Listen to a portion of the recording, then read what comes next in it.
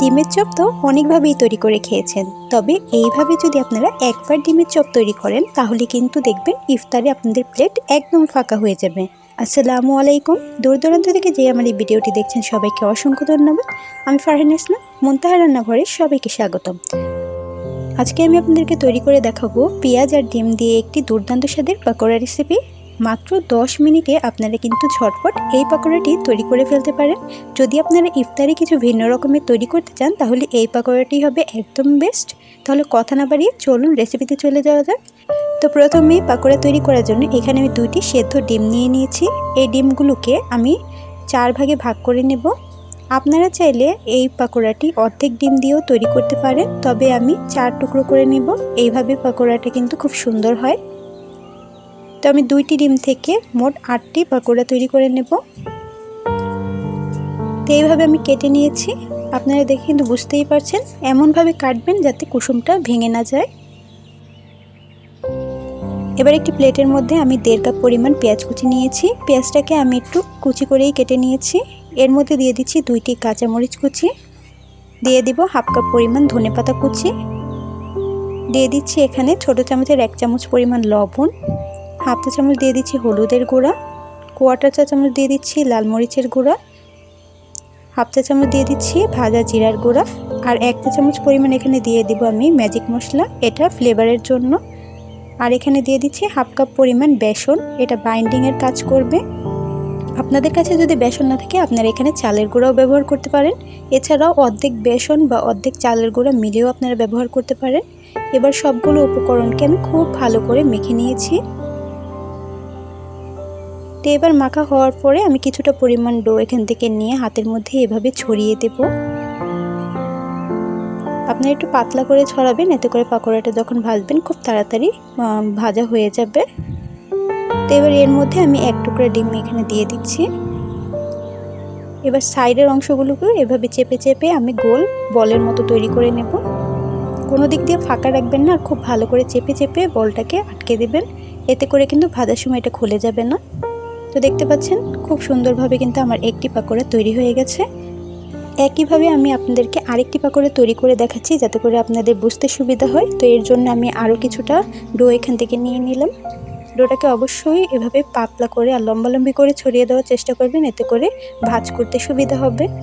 তো এইভাবে ডিমের উপরে আমি ভালো করে ভাঁজ দিয়ে চেপে চেপে মুখটাকে আটকে দিচ্ছি। দেখুন এরকম চাপ দিলেই দেখবেন পেঁয়াজগুলো সুন্দর আটকে যাবে। তো এইভাবে আমি আরেকটি পাকোড়া তৈরি করে নিলাম। একইভাবে আমি সবগুলো পাকোড়া তৈরি করে নিচ্ছি। তো এই দেখুন আমার 8টি পাকোড়াই কিন্তু খুব সুন্দরভাবে তৈরি হয়ে গেছে। তো আপনারা চাইলে এ পর্যায়ে এটাকে ফ্রোজেন করে রেখে দিতে পারেন, তবে আমি আজকে ফ্রোজেন করব না, এই কারণে ভাজার জন্য আমি চুলাতে চলে যাচ্ছি। তো ভাজার জন্য প্রথমে চুলাতে একটি প্যানে কিছুটা পরিমাণ তেল গরম হতে দিয়ে দিয়েছিলাম। তেলটা যখন খুব ভালো করে গরম হয়ে যাবে তারপরে আপনারা এক এক করে পাকোড়াগুলো দিয়ে দিবেন। পাকোড়াটা দেওয়ার পরে চুলার আঁচটা মিডিয়াম টু হাইতে রেখে তারপরে এই পাকোড়াটা ভেজে নেবেন। এই পাকোড়া ভাজতে কিন্তু বেশি সময় লাগে না, 3-4 মিনিটের মতো সময় লাগে। খুব তাড়াতাড়ি সুন্দর একটা কালার চলে আসে। আপনারা আপনাদের মন মতো কালার অনুযায়ী এটাকে উল্টে পাল্টে বারবার ভেজে নেবেন। তো দেখবেন কিছুক্ষণের মধ্যে সুন্দর এরকম একটা ব্রাউন কালার চলে আসবে, তখন এগুলোকে নামিয়ে নেবেন। তো এই তো আমি একদম ঝটপট অল্প সময়ের মধ্যে কিন্তু এই ডিম পাকোড়াটি তৈরি করে দেখিয়ে দিলাম। আপনারা যদি ইফতারের জন্য কোনো ইউনিক রেসিপি তৈরি করতে চান তাহলে আপনারা এই রেসিপিটি ট্রাই করতে পারেন। তো আমার এই ভিডিওটি আপনাদের কাছে ভালো লেগে থাকলে আমার চ্যানেলকে লাইক এবং সাবস্ক্রাইব করতে ভুলবেন না, আর আমাকে কমেন্ট করে অবশ্যই জানাবেন আমার এই ভিডিওটি আপনাদের কাছে কেমন লেগেছে। দেখা হবে অন্য কোনো ভিডিও নিয়ে, ততক্ষণ সবাই ভালো থাকবেন, সুস্থ থাকবেন। আল্লাহ হাফেজ।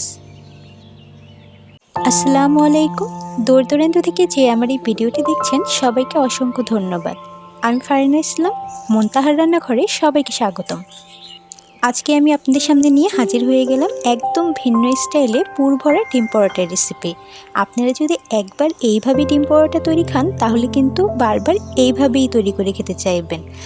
আর এই ডিম পরোটাটা খাওয়ার ক্ষেত্রে আপনাদের কিন্তু এক্সট্রা কোনো সবজির প্রয়োজন হবে না। এতটাই দুর্দান্ত স্বাদের এই ডিম পরোটা রেসিপি, তাই ভিডিওটি না টেনে শেষ পর্যন্ত দেখার জন্য অনুরোধ রইল। আর আপনারা যদি আমার চ্যানেল নতুন হয়ে থাকেন তাহলে আমার চ্যানেলকে লাইক এবং সাবস্ক্রাইব করতে ভুলবেন না। তাহলে চলুন ভিডিওটি শুরু করা যাক।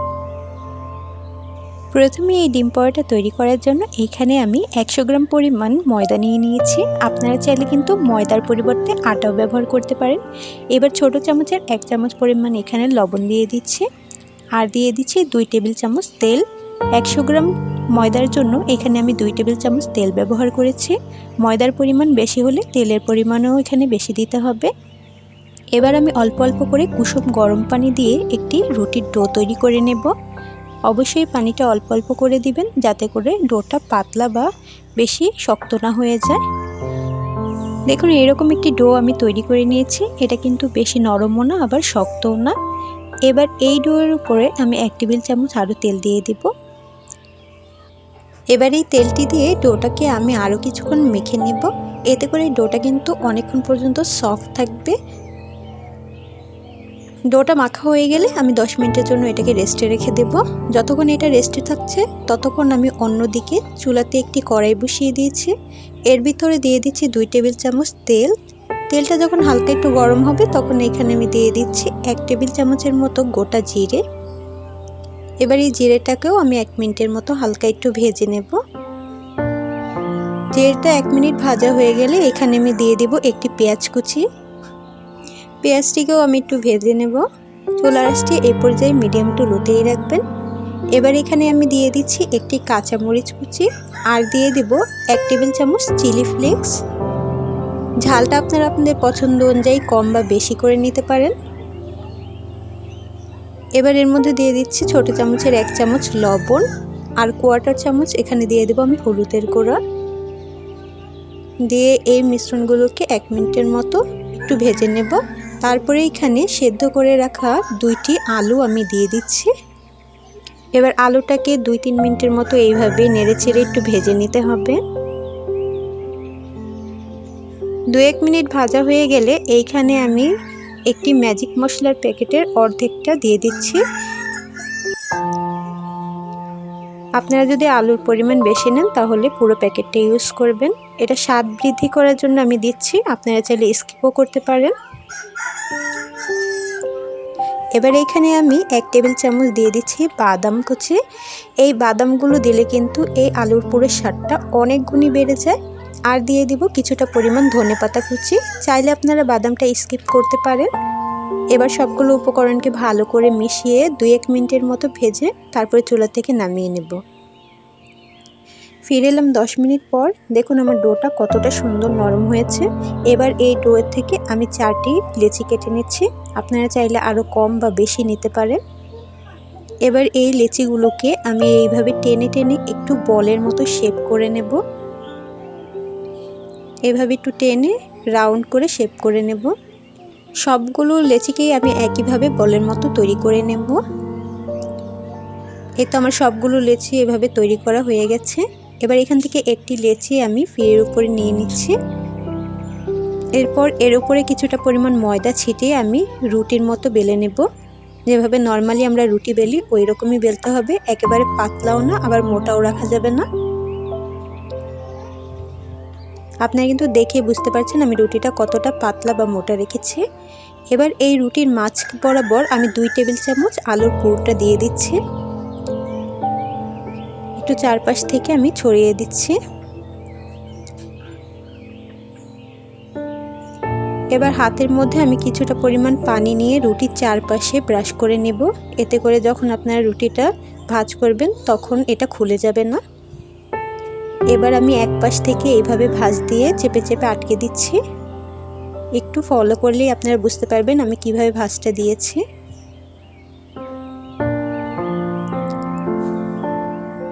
এবার এই নাস্তাটিকে আমি বেলুনের সাহায্যে হালকা প্রেস করে একটু বেলে নেব।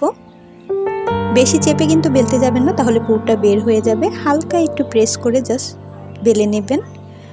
এই তো আমার নাস্তাটি তৈরি হয়ে গেছে। আমি একই পদ্ধতিতে সবগুলো নাস্তা তৈরি করে নিচ্ছি। দেখুন আমি 4টি নাস্তাই একই পদ্ধতিতে তৈরি করে নিলাম। এবার এগুলোকে এক পাশে রেখে দিচ্ছি। এবার অন্য পাশে একটি প্লেটের মধ্যে আমি একটি ডিম নিয়ে নিলাম। এই ডিমের মধ্যে আমি দিয়ে দেব 1/2 চা চামচ পরিমাণ লবণ, আর 1/4 চা চামচ পরিমাণ এখানে হলুদের গুঁড়া। এবার একটি কাঁটা চামচের সাহায্যে ডিমটাকে আমি খুব ভালো করে ফেটিয়ে নেব। এই তো আমার ডিমটা ফাটানো হয়ে গেছে। এবার এই ডিমের মধ্যে আমি যে নাস্তাটি তৈরি করে রেখেছিলাম ওইটাকে এভাবে দিয়ে ডুবিয়ে দিচ্ছি। এবার এটাকে ভাজতে আমি চুলায় চলে যাব। এর জন্য আগে থেকে আমি চুলাতে একটি প্যানের মধ্যে কিছুটা পরিমাণ তেল গরম হতে দিয়ে দিয়েছিলাম। এবার এক এক করে ডিমের মধ্যে এভাবে নাস্তাগুলো ডুবিয়ে আমি তেলের মধ্যে ছেড়ে দেব। এবার নাস্তাটির এক পাশ ভাজা হয়ে গেলে এভাবে উল্টে পাল্টে নাস্তাগুলোকে আমি অনবরত ভেজে নেব। চুলার আঁচটি এই পর্যায়ে মিডিয়াম টু লোতে রাখবেন, না হলে কিন্তু নাস্তাগুলো ভেতর থেকে কাঁচাই থেকে যাবে। যতক্ষণ না সুন্দর একটি ক্রিস্পি এবং ব্রাউন কালার চলে আসছে ততক্ষণ পর্যন্ত উল্টে পাল্টে এভাবে ভেজে নেবেন। দেখুন আমার নাস্তাগুলো তৈরি হয়ে গেছে। এবার আমি এগুলোকে নামিয়ে নিচ্ছি আর একই পদ্ধতিতে সবগুলো নাস্তাই ভেজে নেব। তৈরি হয়ে গেল মজাদার পুর ভরা ডিম পরোটা রেসিপি। অল্প সময়ে এবং অল্প কিছু উপকরণের মাধ্যমে আপনাদের কিন্তু ঝটপট আমি ভিন্নভাবে এই ডিম পরোটা রেসিপিটি তৈরি করে দেখানোর চেষ্টা করলাম। এবার এখান থেকে একটি ডিম পরোটা নিয়ে আমি আপনাদেরকে কেটে দেখিয়ে দিচ্ছি যে উপর থেকে যতটা সুন্দর হয়েছে ভেতরটাও কিন্তু একদম পারফেক্টভাবে তৈরি হয়েছে। দেখুন ভেতরটা দেখে কিন্তু আপনারা বুঝতেই পারবেন এর মধ্যে কোনো কাঁচা ভাব নেই, আর খেতে কিন্তু অসাধারণ। এই ডিম পরোটাটা খাওয়ার জন্য আপনাদের কিন্তু এক্সট্রা করে কোনো সবজিরও প্রয়োজন হবে না, আর ঝটপট আপনারা এই ডিম পরোটাটি বাড়িতে তৈরি করে ফেলতে পারবেন। তাই একবার এই পদ্ধতিতে আপনারা বাড়িতে অবশ্যই ডিম পরোটা তৈরি করে খাবেন আর আমাকে কমেন্ট করে জানাবেন ভিডিওটি কেমন হয়েছে। ভিডিওটি ভালো লাগলে আমার চ্যানেলকে লাইক এবং সাবস্ক্রাইব করতে ভুলবেন না, আর পাশে থাকা বেল বাটন অবশ্যই অন করে দেবেন, এতে করে আমার চ্যানেলের নতুন নতুন ভিডিও সবার আগে পৌঁছে যাবে। দেখা হচ্ছে অন্য কোনো ভিডিও নিয়ে, ততক্ষণ সবাই ভালো থাকবেন, সুস্থ থাকবেন। আল্লাহ হাফেজ। আসসালামু আলাইকুম। দূর দূরান্ত থেকে যে আমার এই ভিডিওটি দেখছেন সবাইকে অসংখ্য ধন্যবাদ।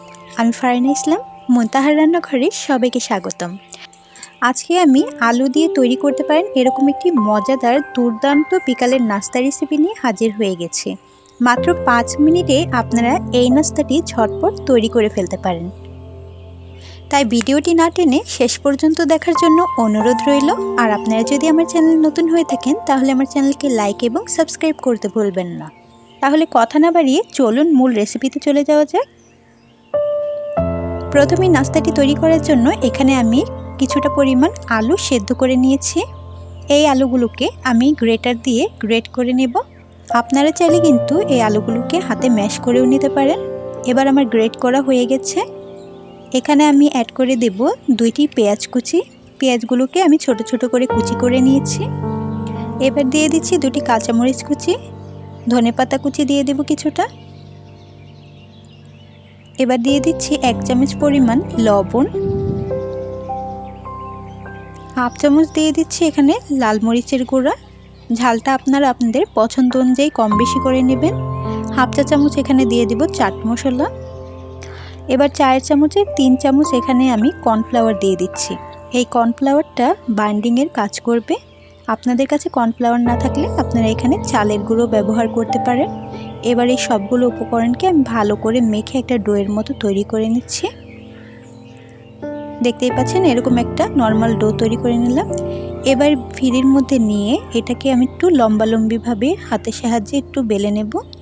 এবার এটাকে হাত দিয়ে একটু চাপ দিয়ে চ্যাপটা করে নেব। এভাবে চারপাশ থেকে সমান করে নিচ্ছি। এবার ছুরি দিয়ে ছোট ছোট সাইজ করে কেটে নেব। আপনারা আপনাদের পছন্দ অনুযায়ী বড় ছোট পিস করে কেটে নিতে পারেন, তবে এটা ভাজার পরে আরও ফুলে যায়, তাই আমি ছোট ছোট করেই কেটে নিচ্ছি। এবার একটি টুকরো উঠিয়ে এইটাকে আমি চারপাশ থেকে একটু ভালো করে সমান করে নেব, যাতে ভাজার সময় এটা খুলে না যায়। এরকম করে সবগুলোকে একইভাবে আমি হাত দিয়ে চেপে চেপে চারপাশটা একটু ভালো করে শেপ করে নিচ্ছি। সবগুলো নাস্তাই আমার এভাবে শেপ করা হয়ে গেছে। এগুলোকে একপাশে রেখে দিচ্ছি। এবার অন্যদিকে একটা বাটির মধ্যে আমি একটি ডিম নিয়ে নিব। এই ডিমের মধ্যে আমি হাফ চা চামচ পরিমাণ লবণ দিয়ে দিচ্ছি। এবার ডিমটাকে একটা কাঁটা চামচের সাহায্যে ভালো করে ফেটিয়ে নেব। যখন আমরা নাস্তাটি ভাজবো তখন এই ডিমের মধ্যে ডুবিয়ে তারপরে আমরা ভেজে নেব। এবার চুলার মধ্যে আমি একটি কড়াইতে কিছুটা পরিমাণ তেল গরম হতে দিয়ে দিয়েছিলাম। তেলটা যখন ভালোভাবে গরম হয়ে যাবে তখন এই ডিমের মিশ্রণটার মধ্যে আপনারা নাস্তাটা ডুবিয়ে দিবেন এইভাবে। তারপর একটি একটি করে এই গরম তেলে ছেড়ে দিবেন। তেলটা প্রথমে কিন্তু খুব ভালো করে গরম করে নিতে হবে। তারপরে যখন গরম হয়ে যাবে চুলার আঁচটি মিডিয়াম টু লোতে রেখে তারপর নাস্তাগুলো ছেড়ে দেবেন। এই নাস্তাগুলো ভাজতে কিন্তু 1 থেকে 2 মিনিট সময় লাগে মাত্র। তাই চুলার আঁচটি মিডিয়াম টু লোতে রেখে আপনারা কিন্তু উল্টে পাল্টে এগুলোকে ভেজে নেবেন যতক্ষণ না একটা সুন্দর কালার চলে আসছে। চুলার আঁচটি হাইতে রেখে ভাজলে কিন্তু উপর থেকে খুব তাড়াতাড়ি কালার চলে আসবে আর ভেতরটা ভালো করে ভাজা হবে না। তাই চুলার আঁচটি মিডিয়াম টু লোতে রেখেই ভেজে নেবেন। দেখুন আমার নাস্তাগুলো কতটা সুন্দরভাবে ফুলে উঠেছে। এভাবে যখন একটা সুন্দর সোনালী কালার চলে আসবে তখন আপনারা নামিয়ে পরিবেশন করবেন। এই নাস্তাটা কিন্তু গরম গরম খেতেই খুব ভালো লাগে। দেখুন তৈরি হয়ে গেল আমার মজাদার আলুর নাস্তার রেসিপি। এই নাস্তাটা তৈরি করতে কিন্তু আমার মাত্র 4 থেকে 5 মিনিট সময় লেগেছে। যখনই বাড়িতে মেহমান আসবে যদি হাতের কাছে কিছুই না থাকে তখন আপনারা কিন্তু ঝটপট এই আলু দিয়ে মজাদার মুখরোচক নাস্তাটি তৈরি করে তাদের খাওয়াতে পারেন। আশা করছি তাদের অনেকটাই ভালো লাগবে। ছোট থেকে বড় সবারই কিন্তু এই নাস্তার রেসিপিটি খুবই ভালো লাগবে। তাই যখনই হাতে সময় কম থাকবে তখন আপনারা চাইলে কিন্তু এই নাস্তাটি বাড়িতে তৈরি করে খেতে পারেন। আশা করছি আমার এই ভিডিওটি আপনাদের কাছে ভালো লেগেছে এবং উপকারেও এসেছে। আমার এই ভিডিওটি যদি আপনাদের কাছে ভালো লেগে থাকে তাহলে আমার চ্যানেলকে লাইক এবং সাবস্ক্রাইব করতে ভুলবেন না, আর পাশে থাকা বেল বাটন অবশ্যই অন করে দিবেন। এতে করে আমার চ্যানেলের নতুন নতুন ভিডিও আপনার কাছে সবার আগে পৌঁছে যাবে। দেখা হচ্ছে অন্য কোনো ভিডিও নিয়ে। ততক্ষণ সবাই ভালো থাকবেন, সুস্থ থাকবেন। আল্লাহ হাফিজ। না বেগুনি না আলুর চপ, এখন থেকে ইফতারে হবে শুধুমাত্র ডিম চপ। আসসালামু আলাইকুম। দূর দূরান্ত থেকে যে আমার এই ভিডিওটি দেখছেন সবাইকে অসংখ্য ধন্যবাদ। আমি ফারহান ইসলাম, মুনতাহার রান্নাঘরে সবাইকে স্বাগতম। আলুর চপ বেগুনি অনেকেই তো খেয়েছেন, তবে এইভাবে যদি একবার এই ডিমের চপটি তৈরি করে খান আশা করছি ইফতার টেবিলে আপনার প্রশংসা করতে করতে মানুষ থামবেই না। এই ডিমের পাকোড়াটি উপর থেকে একদম ক্রিস্পি আর ভেতরটা পুরো ডিমের পুরে ভরা। তাই বাড়িতে একবার হলেও এই পদ্ধতিতে ডিম চপটি ট্রাই করে দেখবেন। তাই কথা না বাড়িয়ে চলুন মূল রেসিপিতে চলে যাওয়া যাক। প্রথমে এই ডিম চপ বা ডিমের পাকোড়াটি তৈরি করার জন্য এখানে আমি 2টি সেদ্ধ ডিম নিয়ে নিয়েছি। আপনারা চাইলে ডিমের পরিমাণ বাড়িয়ে নিতে পারেন। এবার এই ডিমটিকে আমি মাঝ বরাবর এভাবে 4 টুকরো করে কেটে নেব। অবশ্যই লক্ষ্য রাখবেন যাতে কুসুমটা কোনোভাবেই বেরিয়ে না যায়। একটু আস্তে আর সময় নিয়ে ডিমটাকে সুন্দরভাবে কেটে নিতে হবে। তো দেখুন আমি 2টো ডিম থেকে 8টি ভাগ করে নিয়েছি। এবার এগুলোকে আমি একটি প্লেটে তুলে নেব। এবার অন্যদিকে একটি বাটির মধ্যে আমি হাফ কাপ পরিমাণ বেসন নিয়ে নিলাম। দিয়ে দিচ্ছি হাফ কাপ পরিমাণ এখানে কর্নফ্লাওয়ার। আপনাদের কাছে কর্নফ্লাওয়ার না থাকলে এখানে চালের গুঁড়াটাও ব্যবহার করতে পারেন। আর দিয়ে দিচ্ছি 2 চা চামচ ময়দা। এতে করে কিন্তু পাকোড়াটা খুব বেশি ক্রিস্পি আর ফুলকো হবে। এবার সবগুলো উপকরণকে খুব ভালো করে আমি মিশিয়ে নিচ্ছি। মেশানো হয়ে গেছে। এবার এইখানে আমি দিয়ে দিচ্ছি ছোট চামচের 1 চামচ লবণ, হাফ চা চামচ হলুদের গুঁড়া, হাফ চা চামচ মরিচের গুঁড়া আর হাফ চা চামচ দিয়ে দেবো ভাজা জিরার গুঁড়া। আর এইখানে আমি 2টি কাঁচামরিচ কুচি আর কিছু ধনেপাতা কুচি দিয়ে দিচ্ছি। এবার অল্প অল্প পানি দিয়ে এখানে আমি একটি ঘন ব্যাটার তৈরি করে নেব। অবশ্যই অল্প করে পানি দিবেন যাতে ব্যাটারটা বেশি পাতলা না হয়ে যায়।